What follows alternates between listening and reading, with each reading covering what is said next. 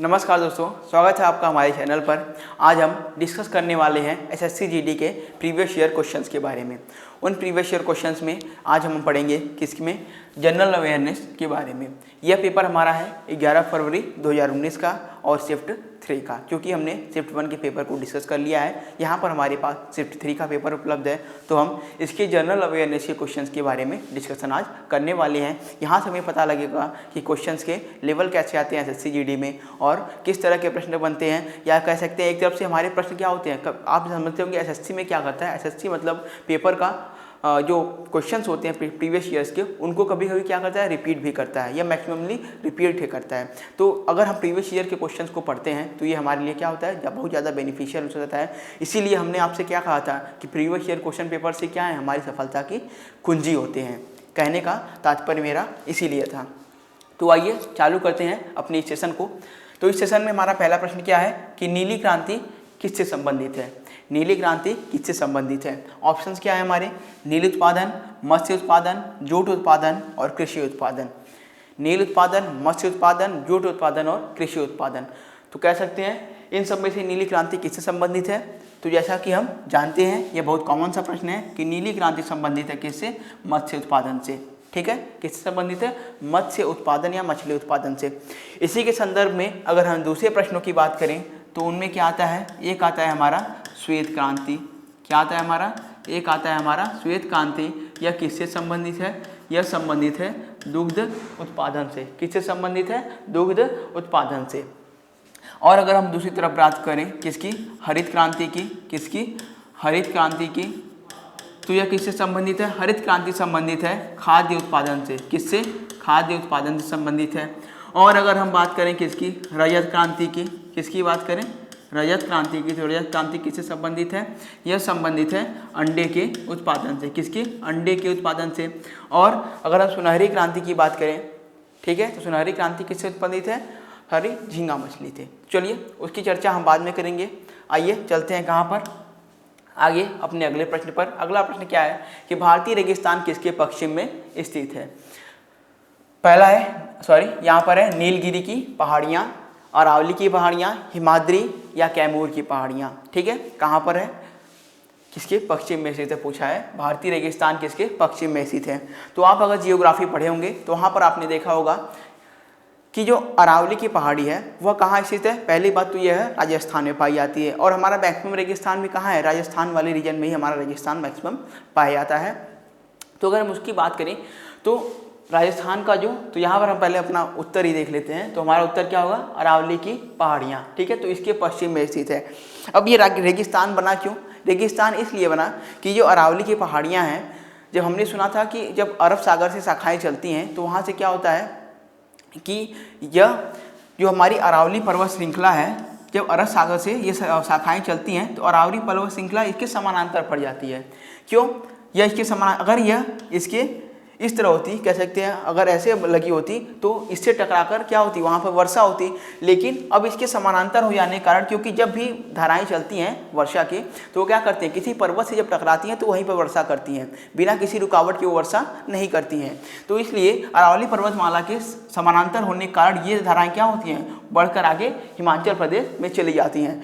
इसलिए ये क्या करती हैं, राजस्थान में वर्षा नहीं करती हैं। इस कारण वहाँ का मैक्सिमम भाग क्या है, मरुस्थली है। तो इसके पश्चिम में स्थित क्या है हमारा, राजस्थान कह सकते हैं। इसका जो क्या कहते हैं, भारत का रेगिस्तान कहाँ पर स्थित है, अरावली पर्वतमाला के पश्चिम में स्थित है। और क्यों वहाँ पर वर्षा नहीं होती, क्योंकि ये क्या होता है, जो अरब सागर की धाराएँ चलती हैं, ठीक है, तो वहाँ पर क्या है, इसकी समानांतर स्थित होता है। चलिए, तो हमारा आंसर क्या हो जाएगा, अरावली की पहाड़ियाँ। नीलगिरी पहाड़ी कल हमने आपको बताया कहाँ पर है, तमिलनाडु में है। कैमूर की पहाड़ियाँ मध्य प्रदेश, ये भी क्या है, विंध्याचल पर्वतमाला का हिस्सा है एक तरफ से कहें तो। ठीक है, विंध्याचल पर्वतमाला। आगे चलते हैं अगले प्रश्न पर। सर्वश्रेष्ठ अभिनेत्री के पुरस्कार के लिए किसे सम्मानित किया गया। यह बात है कब की, सन 2018 की है। ठीक है, सन 2018 के संदर्भ में पूछा गया है, सन 2018 में। और किसमें, जो राष्ट्रीय फिल्म अवार्ड्स होते हैं, ठीक है, राष्ट्रीय फिल्म पुरस्कार है, उसमें सन 2018 में सर्वश्रेष्ठ अभिनेत्री का पुरस्कार किसको मिला। अगर आपने करंट अफेयर अपना तैयार किया होगा, लेकिन फिलहाल तो ये 2018 का प्रश्न है, लेकिन आप पढ़ते रहे होंगे रेगुलर, तो कहीं ना कहीं आपको यह प्रश्न करने में आसानी होगी। उत्तर आपको बता देते हैं, उत्तर क्या है इसका, श्रीदेवी। क्यों मिला था इनको, मिला था मॉम फिल्म के लिए। तो श्रीदेवी अब इस दुनिया में नहीं है, इनका निधन हो चुका है। इनको यह मिला था किसके लिए, मॉम फिल्म के लिए सर्वश्रेष्ठ अभिनेत्री का अवार्ड मिला था। वहीं अगर बात करें कि सर्वश्रेष्ठ अभिनेत्री का पुरस्कार अगर 2019 में किसको मिला था, तो वो मिला था कीर्ति सुरेश को। किसको मिला था, कीर्ति सुरेश को। ठीक है, 2020 में फिल्म पुरस्कार, जो राष्ट्रीय फिल्म पुरस्कार थे, उनकी घोषणा नहीं हुई, क्योंकि आप सब जानते हैं कि क्या था, कोविड-19 का जो महामारी चल रही थी, उसके कारण 2019 के पुरस्कार और 2020 के पुरस्कारों की घोषणा नहीं हुई। इनके पुरस्कारों की घोषणा यही 2021 अप्रैल में होने वाली है। ठीक है, तो चलिए आगे चलते हैं अपने अगले प्रश्न पर। अगला प्रश्न है, भारतीय रिजर्व बैंक के गवर्नर जिन्होंने 2018 में अपना इस्तीफा सौंप दिया था। ठीक है, किन्होंने सौंप दिया था, तो बहुत ही चर्चित विषय था ये। कौन सा, किन्होंने सौंपा था, उर्जित आर पटेल ने, जो कि क्या थे, भारत के फॉर्मर गवर्नर थे। इन्होंने क्या किया था, अपना रेजिग्नेशन दे दिया था, अपना इस्तीफा दे दिया था भारतीय रिजर्व बैंक के गवर्नर के पद से। अगर हम बात करें पी चिदम्बरम की, तो ये क्या थे, मिनिस्टर रह चुके हैं। और रघुराम राजन, ये भी फॉर्मर क्या थे, आरबीआई गवर्नर थे। क्या थे, आरबीआई के गवर्नर थे। मनमोहन सिंह जी, ये हमारे पीएम भी हैं, और सॉरी पीएम थे, और क्या थे, ये फाइनेंस मिनिस्टर भी रह चुके थे। ठीक है, फाइनेंस मिनिस्टर भी रह चुके थे। कौन, मनमोहन सिंह। प्रेजेंट टाइम में अगर बात करें, हमारे जो आरबीआई के गवर्नर हैं, वह कौन है, शक्तिकांत दास जी हैं। कौन है, शक्तिकांत दास जी हैं। प्रेजेंट में अगर बात करें हम, आरबीआई के गवर्नर कौन है, शक्तिकांत दास। ठीक है, याद रखिएगा, कौन है, शक्तिकांत दास। चलिए अपने अगले प्रश्न पर चलते हैं। अगला प्रश्न क्या है, भारत की पहला मुख्य चुनाव आयुक्त कौन थी। भारत की पहली महिला चीफ इलेक्शन कमिश्नर। याद रखिएगा, बहुत अच्छा प्रश्न है। क्या है, पहली महिला चीफ इलेक्शन कमिश्नर कौन थी, निर्मला सीतारमण, रमा देवी, प्रतिभा देवी, मीरा कुमार। अब आप यहाँ से देख सकते हैं, अगर क्वेश्चन के ऑप्शंस को हम देखें, क्योंकि ये सेम ऑप्शन मैंने आपको दिया है कहाँ का, पेपर का, तो आप अगर इन ऑप्शंस को देखें तो यहाँ से आप सीधे एलिमिनेट कर सकते हैं। अगर थोड़ी बहुत ही आप नॉलेज रखते हैं, कॉमन नॉलेज को कहते हैं, रख सकते हैं। निर्मला सीतारमण क्या है, ये हमारी रक्षा मंत्री है प्रेजेंट टाइम में, सॉरी। और अगर प्रतिभा देवी सिंह की बात करें, ठीक है, नहीं, निर्मला सीतारमण ये हमारी फाइनेंस मिनिस्टर है शायद। चलिए, और अगर प्रतिभा देवी पाटिल की बात करें, ये हमारी राष्ट्रपति रह चुकी हैं। मीरा कुमारी की बात करें, मीरा कुमार की जो क्या थी, लोकसभा स्पीकर थी, फॉर्मर लोकसभा स्पीकर। तो बचा कौन, बची हमारी रमा देवी जी। कौन, वीएस रमा देवी इनका नाम है। ठीक है, वीएस रमा देवी, ये कौन थी, फॉर्मर चीफ इलेक्शन कमिश्नर या मुख्य चुनाव आयुक्त। अगर हम, ये तो थी महिला, अगर हम पुरुष की बात करें, किसकी, पुरुष चीफ इलेक्शन कमिश्नर पहले कौन थे, पहले पुरुष चीफ इलेक्शन कमिश्नर कौन थे, इनकी बात अगर हम करें तो ये थे हमारे सुकुमार सेन जी। कौन थे, सुकुमार सेन। कौन थे, सुकुमार सेन। ठीक है, पहले पुरुष चीफ इलेक्शन कमिश्नर कौन थे, सुकुमार सेन। और वर्तमान में बात करें तो वर्तमान में कौन है, अगर हम वर्तमान की बात करें तो वर्तमान में चीफ इलेक्शन कमिश्नर कौन है, वर्तमान में है सुनील अरोड़ा जी। कौन है, सुनील अरोड़ा। ठीक है, सुनील अरोड़ा। अभी आपने देखा होगा कौन, अशोक लवासा जी क्या करे गए, चले गए, तो फिर उनकी जगह पे कौन आया, राजीव कुमार जी आए। चलिए, प्रश्न छठवां है, किसी विशेष कानून को रोकने के लिए किसी व्यक्ति पार्टी के अधिकार को कहा जाता है। किसी व्यक्ति या पार्टी के अधिकार को कहा जाता है veto, power of attorney, vote या प्राधिकार। आप समझ गए होंगे क्या होगा, सबसे पहला ऑप्शन हमारा क्या, वीटो। वीटो पावर ही क्या है, वीटो पावर के द्वारा हम क्या सकते हैं, किसी भी कार्य को हम रोक सकते हैं। ठीक है, पावर ऑफ अटॉर्नी की बात करें तो पावर ऑफ अटॉर्नी क्या है, एक तरफ से क्या है, किसी को अपनी शक्तियों का नियंत्रण दे देना। ठीक है, अपनी शक्तियों का क्या करना, नियंत्रण किसी को दे देना। जैसे लीगल कोई बिजनेस वगैरह है आपका, आप कहीं आउट ऑफ कंट्री हैं, तो आप किसी को अगर अपनी पावर ऑफ अटॉर्नी देके जाते हैं तो वो आपके काम को आसानी से संचालित कर सकता है। लेकिन कभी कभी क्या होता है, वह उसका दुरुपयोग भी कर लेता है। ठीक है, मैक्सिमम ऐसे केसेस देखे जाते हैं, लेकिन फिलहाल हमें समझना है यहाँ पे पावर ऑफ अटॉर्नी। अब आगे बात करते हैं वोट की। वोट तो आप जानते हैं, आप लोकतांत्रिक देश में हैं, यहाँ पर वोट ही आपका सब कुछ है, वोट आपका अधिकार है। चलिए, प्राधिकार, ये क्या होती है, अथॉरिटी होती है, किसी चीज़ का की अथॉरिटी आपको मिल गई। प्राधिकार ये आपके प्राधिकार में आता है। ठीक है, तो मेन मकसद क्या है हमारा, वीटो। वीटो संयुक्त राष्ट्र सुरक्षा परिषद, संयुक्त राष्ट्र सुरक्षा परिषद की बात करें तो वहाँ पर क्या है हमारे पास, सॉरी जो 5 देश है जो 5 मेन देश है उन्हीं के पास क्या है, वीटो पावर है। जैसे US, UK, America, France, China and Russia, US and UK, ये इन 5 देशों के पास क्या है, आपकी वीटो पावर है उनके पास। तो वही वीटो पावर क्या करते हैं, वो जब चाहें जैसे भी वो क्या कर सकते हैं, वीटो पावर को इस्तेमाल कर सकते हैं आप किसी भी काम को रोकने के लिए या उसमें हस्तक्षेप करने के लिए। अगले प्रश्न पर चलते हैं। अगला प्रश्न क्या है, 2020 के ओलंपिक खेल कहाँ पर आयोजित किए जाएंगे। तो जो 2020 के ओलंपिक खेल जो कि अब बीत चुके हैं, ये प्रश्न 2018 का था, तो तब तो किसी को नहीं पता था कि नहीं कोविड-19 पैंडेमिक आने वाला है। तो ये प्रश्न 2018 का है। तो उस संदर्भ की अगर बात करें तो तब टोक्यो में आयोजित किए जाने थे, कब, 2020 के लिए। लेकिन अब ये कब होंगे, अब ये होंगे 2021 में। ये होना था 2020 में, लेकिन अब कब होगा, 2021 में होने वाला है। 2024 की बात करें तो हर 4 साल पे ओलंपिक होता है। 2024 में कहाँ होगा, पेरिस में। और 2016 में कहाँ हुआ था, 2016 में हुआ था ब्राज़ील के रियो डी जेनेरियो में। ठीक है, याद रखिएगा, जो एक पिछला बीता है और एक पिछला जो आने वाला है, और एक तो अभी मान लिया आने वाला था लेकिन आ नहीं पाया। चलिए अगला है, अगस्त 1858 में ब्रिटिश संसद में एक अधिनियम पारित किया गया जिसने कंपनी के शासन को समाप्त कर दिया। उसे क्या कहा जाता है, ठीक है, उसे क्या कहा जाता है। तो फोर्ट विलियम एक्ट नहीं कहा जाता, भारत न्यास अधिनियम नहीं कहा जाता, काजेस अधिनियम नहीं कहा जाता। तो बचा हुआ आपका क्या है, भारत सरकार अधिनियम। इसके बारे में आप हिस्ट्री में पढ़े होंगे या नहीं भी पढ़े हैं तो कोई बात नहीं। चलिए, भारत और श्रीलंका को किसके द्वारा विभाजित किया जाता है। तो आप पढ़ते आ रहे होंगे क्या कि भारत और श्रीलंका के बीच पाक जल डमरू मध्य है। क्या है, पाक जल डमरू मध्य है, या पाक जल संधि के द्वारा भारत और श्रीलंका एक दूसरे से अलग होते हैं। बात करें बेरिंग की, ठीक है, बेरिंग की, तो बेरिंग और जिब्राल्टर ये सब भी क्या है, जल डमरू मध्य है।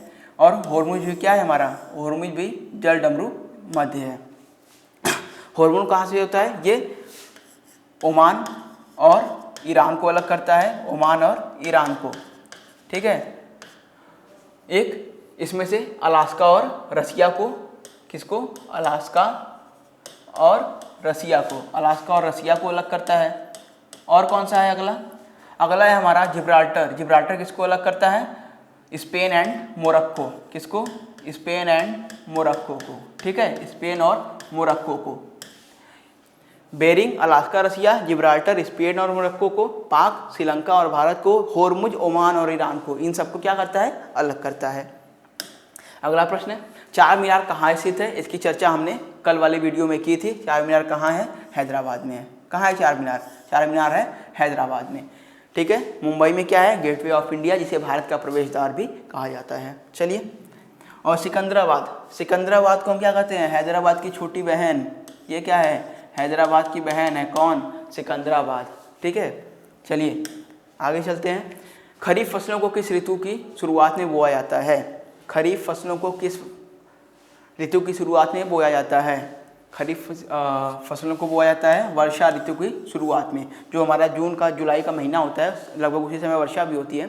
तो उसी समय हम क्या करते हैं, खरीफ फसलों को जून के समय में खरीफ फसलों को हम क्या करते हैं, बोना चालू कर देते हैं। आगे चलते हैं। अगला प्रश्न क्या है, सोडियम हाइड्रोक्साइड का प्रयोग निम्न में से किसके लिए नहीं किया जाता। ठीक है, नहीं किया जाता। तो किसके लिए नहीं किया जाता, यह इसका प्रयोग नहीं किया जाता है अचार को परिरक्षित करने के लिए। ठीक है, अचार को परिरक्षित करने के लिए इसका प्रयोग नहीं किया जाता। बाकी धातुओं से चिकनाई हटाने में, अखबार बनाने में, साबुन बनाने में, साबुनीकरण की विधि आपने पढ़ी होगी कक्षा 10 में। वहाँ पर क्या होता था, सोडियम हाइड्रोक्साइड और पोटेशियम हाइड्रोक्साइड के लवणों का क्या होता था, इनके क्षारों का प्रयोग किया जाता था। क्यों, साबुन बनाने के लिए। जब आप साबुनीकरण पढ़े होंगे तो आपको ये जरूर पता होगा, साबुन बनाने में सोडियम हाइड्रोक्साइड का प्रयोग किया जाता है। चलिए अगले प्रश्न पर चलते हैं। किस पाकिस्तानी जनरल ने 1999 में अपने देश में सैन्य शासन लागू कर लिया था। तो जैसा कि आप जानते हैं, ऐसी सिर्फ और सिर्फ हमारे आसपास तो एक ही कंट्री है, कौन है, पाकिस्तान है। यही पाकिस्तान में ही होता है कि जब मन करा सेना ने क्या कर लिया, शासन कर लिया। तो यही पाकिस्तान का है भैया। तो कौन है, ये हमारे परवेज मुशर्रफ साहब थे, जिनको क्या हो गई, फांसी की सज़ा हो गई, हमने सुना। ठीक है, तो ये कौन थे, परवेज मुशर्रफ थे। ये 1999 का थे, पाकिस्तान के जनरल थे। कौन थे, आर्मी चीफ थे वहाँ के। तो उस समय जो कौन था, उस समय प्रधानमंत्री, जब इन्होंने शासन किया तो उस समय प्रधानमंत्री थे। उस समय कौन पीएम था, उस समय पीएम थे नवाज शरीफ जी। कौन थे, नवाज शरीफ, ठीक है, कौन थे? नवाज शरीफ थे उस समय पीएम। अगर हम बात करें कमर जावेद की, ठीक है, कमर जावेद और राहिल शरीफ की, तो ये लोग क्या हैं? ये लोग भी क्या हैं? ये लोग क्या हैं? पाकिस्तान के जनरल थे।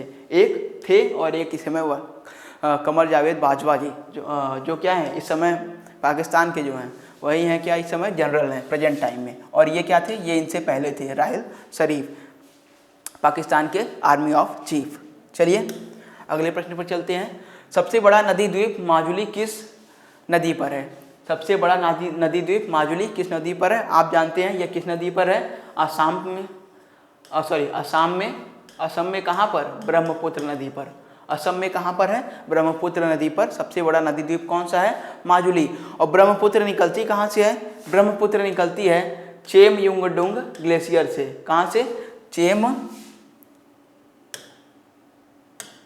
चेमयुंगडुंग ग्लेशियर से निकलती है। कहाँ से निकलती है? चेमयुंगडुंग ग्लेशियर से निकलती है। ये कहाँ पड़ता है भैया? ये पड़ता है तिब्बत में, ठीक है, तिब्बत के चेमयुंगडुंग ग्लेशियर से निकलती है। कावेरी नदी, गोदावरी नदी, नर्मदा नदी की बारे में हमने पढ़ा। कहाँ से निकलती है? यह निकलती है अमरकंटक की पहाड़ियों से, ठीक है, अमरकंटक की पहाड़ियों से। चलिए आगे चलते हैं। बनारस हिंदू विश्वविद्यालय की स्थापना किसने की? तो बनारस हिंदू विश्वविद्यालय की अगर स्थापना की बात करें हम तो इसकी स्थापना की थी पंडित महामना मदन मोहन मालवीय जी ने। कब की थी? 4 फरवरी सन 1916 में BHU यानी बनारस हिंदू विश्वविद्यालय की स्थापना की गई थी। किसके द्वारा की गई थी? मदन मोहन मालवीय के द्वारा। चलिए अगले प्रश्न में चलते हैं। निम्न में से कौन परिसंचरण प्रणाली का हिस्सा नहीं है? ठीक है, तो ये क्वेश्चन क्या करेंगे? ये क्वेश्चन आपके लिए है, आप बताइएगा और कमेंट में इसका आंसर जरूर लिखिएगा। चलिए, यथा फरवरी 2019 में BCCI के कार्यवाहक अध्यक्ष कौन बने हैं? तो 2019 की ये बात है, फिलहाल तो हम 2021 में आ चुके हैं, तो ये उस समय का प्रश्न था, ठीक है। तो उस समय जो कार्यवाहक अध्यक्ष बने थे, कौन बना था? CK खन्ना बने थे। कौन बना था? CK खन्ना बने थे। इनसे पहले कौन था? इनसे पहले थे अनुराग ठाकुर, ठीक है। इनसे पहले कौन था? इनसे पहले थे अनुराग ठाकुर। कौन था? अनुराग ठाकुर। और प्रेजेंट टाइम की बात करें तो प्रेजेंट टाइम में कौन है? प्रेजेंट टाइम की बात करें तो प्रेजेंट टाइम में कौन है? BCCI का चीफ सौरभ गांगुली। कौन है? सौरभ गांगुली हैं। कौन है? सौरभ गांगुली हैं, ठीक है। अब अगले प्रश्न पर चलते हैं। एजी एक नर्म सफ़ेद महंगी चमकदार धातु है जिसे हम जानते हैं, एजी को हम किस नाम से जानते हैं? एजी को हम चांदी कहते हैं। क्या कहते हैं? चांदी कहते हैं, ठीक है।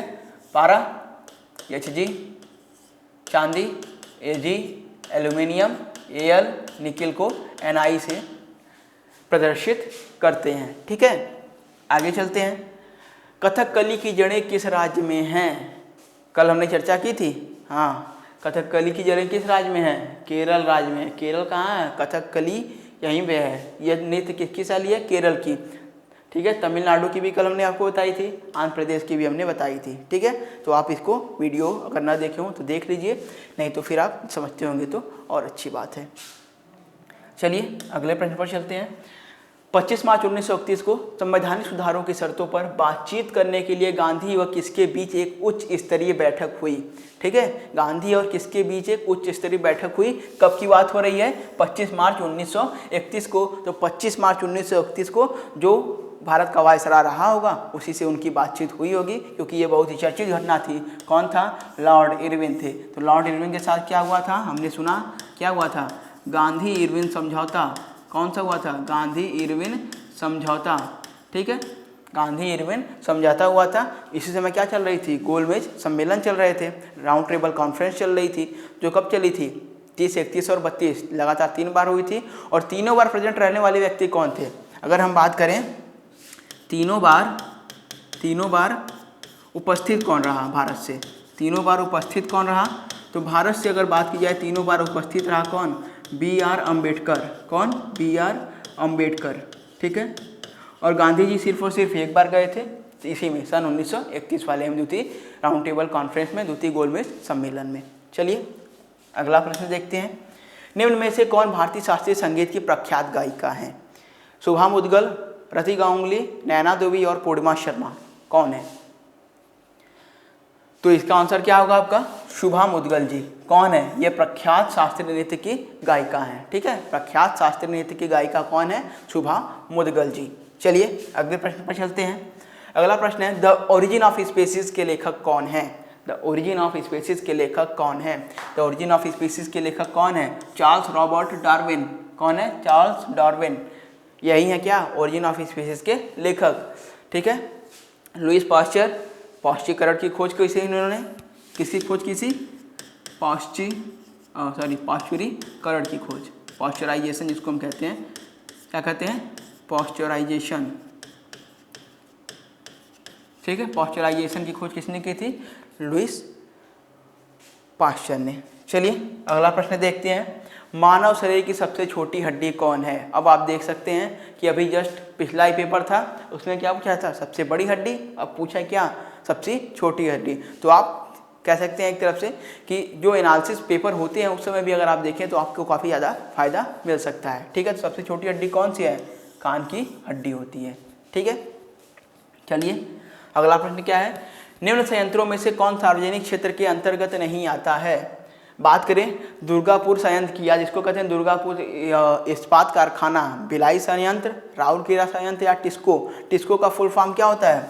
टिस्को, TISCO, जिसको हम कहते हैं Tata iron and steel corporation of India. तो टाटा जो है क्या है? ये मतलब निजी क्षेत्र के व्यक्ति हैं, तो इनकी कंपनी कैसी होगी? निजी क्षेत्र की होगी। तो ये सार्वजनिक क्षेत्र में आएगी? नहीं आएगी। कौन है? टिस्को। तो दुर्गापुर की अगर बात करें, दुर्गापुर किसके सहयोग से स्थापित किया गया था? यह स्थापित किया गया था रसिया के सहयोग से। भिलाई किसके सहयोग से? भिलाई स्थापित किया गया था आई थिंक कि ब्रिटेन के सहयोग से। किसके? ब्रिटेन के सहयोग से। ठीक है, ब्रिटेन के सहयोग से। और राउरकेला स्थापित किया गया था जर्मनी के सहयोग से। किसके? जर्मनी के सहयोग से। यह प्रश्न आपके इस बार RRB NTPC के एग्जाम में पूछे गए थे। ठीक है, RRB NTPC के एग्जाम में पूछे गए थे कि दुर्गापुर, भिलाई और राउरकेला यह किसके सहयोग से स्थापित किए गए थे। इनके स्थापना वर्ष की अगर बात करें तो दुर्गापुर स्थापित किया गया था सन 1955 में, ब्रिटेन स्थापित किया गया था सन 1959 में और जर्मनी स्थापित किया गया था सन 1956 में। जर्मनी कह रहे हैं। ये राउरकेला संयंत्र, भिलाई और दुर्गापुर, स्लिप ऑफ टंग हो गया। दुर्गापुर 1955, भिलाई 1959 और राउरकेला संयंत्र जर्मनी के द्वारा सन 1956 में स्थापित किया गया था। अगला प्रश्न, वर्ष 2006 में किस खिलाड़ी ने पाकिस्तान के विरुद्ध पहले मैच के पहले ओवर में हैट्रिक लेने का रिकॉर्ड बनाया? ऐसा करने वाले वह भारत के पहले गेंदबाज बने थे तब के समय के लिए। ठीक है, कौन थे वह थे, अब यहाँ पर देख सकते हैं सचिन तेंदुलकर। ये तो रहे नहीं होंगे क्योंकि ये बहुत ही धाकड़ बल्लेबाज हैं, आप भी जानते हैं। रोहित शर्मा जी, ये भी भारत के बहुत ही कह सकते हैं धाकड़ बल्लेबाज हैं। कौन? रोहित शर्मा। पार्थिव पटेल, आपने जाना कि ये खेलते थे, ऐसा नहीं था खराब खेलते थे, या बॉलर ये भी थे, स्पिनर थे, फेंकते थे, लेकिन उतना ज़्यादा ये करियर में चले नहीं। बचा कौन? इरफान पठान। इरफान पठान ही क्या थे? इन्होंने क्या की थी? हैट्रिक ली थी, वो भी पहले ही मैच में पाकिस्तान के खिलाफ। आप जानते हैं कि ये पाकिस्तान से भारत का मैच होता है तो सरगर्मी कितनी ज़्यादा रहती है। ठीक है, तो ऐसे मैच में पहले ओवर में ही हैट्रिक ले लेना किसी गेंदबाज द्वारा, ये समझ सकते हैं आप कितनी उस समय उत्सुकता रहेगी भारतीयों के मन में। तो वह बहुत ही कह सकते हैं रोमांचित पल रहा होगा उस समय का जब यह ऐसी घटना घटी होगी। ठीक है, तो ये था हमारा आज का जनरल अवेयरनेस का SSC GD का प्रीवियस ईयर क्वेश्चंस। ठीक है, तो अब ये था हमारा पेपर। आप इस पेपर को जब भी आप ये वीडियो देखें तो आप सबसे पहले क्या करें, जो भी मैंने क्वेश्चन बताए हैं आप क्वेश्चन को देखते ही पहले खुद सॉल्व करने का प्रयास करें। जब तक मैं आंसर आपको बताऊं तब तक आप क्या करें, आपका आंसर चिन्हित हो जाना चाहिए। या मान लीजिए आपको नहीं आता है तो उसके बाद बताने के लिए हमें ही आपको सोल्यूशन सामने वीडियो में मिल जाएगा। चलिए, तो फिर आप पढ़ते रहिए, मस्त रहिए। तब तक के लिए धन्यवाद।